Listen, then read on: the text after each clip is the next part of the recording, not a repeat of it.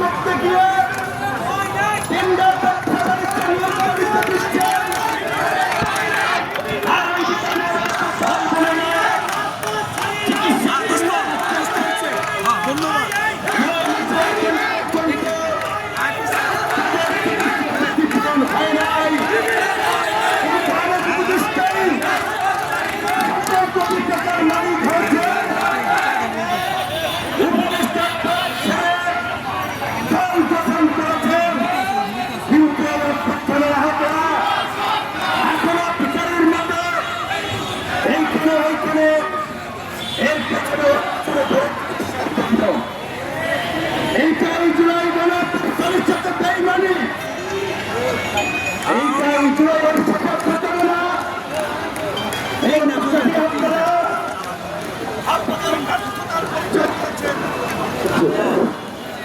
আমরা মনে করি বর্তমানে এই উপদেষ্টা পরিষদ দিয়ে এই গণহত্যার বিচার, রাষ্ট্র সংস্কার, আওয়ামী নিষিদ্ধ কিংবা আবার সুষ্ঠু নির্বাচন, জনগণের ভোটাধিকার ফিরিয়ে দেওয়া সম্ভব নয়। তারা নিরপেক্ষতা হারিয়েছে, তারা নিজেদেরকে প্রশ্নবিদ্ধ করেছে, তারা দলে দলে আমেরিকান এমবাসি সহ বিদেশি এমবাসির সাথে মিটিং করে আওয়ামী লীগকে পুনর্বাসন করার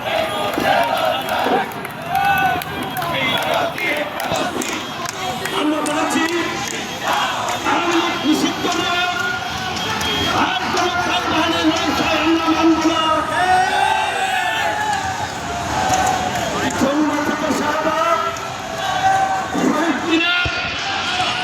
এই পাল্টন মত সারা দেশের বিভিন্ন প্রান্তে যারা যেখানে অবস্থান কর্মসূচি পালন করছে আমরা প্রত্যেককে ধন্যবাদ এবং সাধুবাদ জানাই।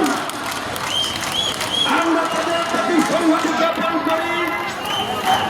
ডক্টর মোহাম্মদ ইউনূসের প্রতি আমরা পরিষ্কার আহ্বান জানিয়ে বলতে চাই, অনতিবিলম্বে উপদেষ্টা পরিষদের মিটিং ডাকুন, জাতীয় সংলাপ ডাকুন, বিচার সম্পন্ন না হওয়া পর্যন্ত নির্বাহী অফিসের মাধ্যমে আওয়ামী লীগের কর্মকাণ্ড নিষেধাজ্ঞা প্রদান করুন এবং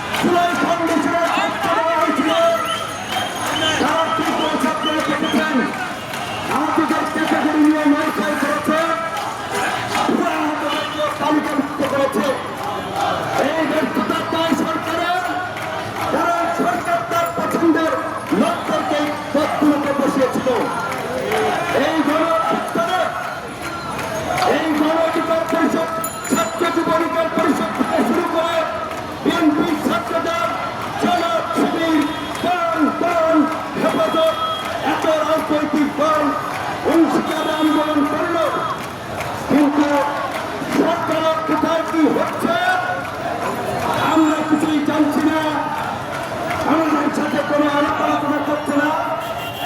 অথচ দেশের স্বাধীনতা সার্বভৌমত্বকে স্বীকৃত ফলে পরিবেশ দিয়ে কাছে দেখেছি।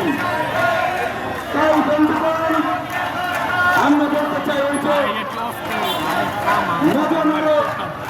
ভাই পয়সা মারা শান্তিরা, এই পয়সা মারার দিন শেষ।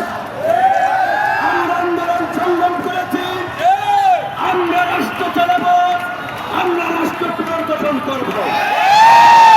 কোন বিদেশি মদতপুষ্ট তারা এনজিও কর্মী অপদার্থদের আর ব্যবস্থা পরিষদে রাখা যাবে না।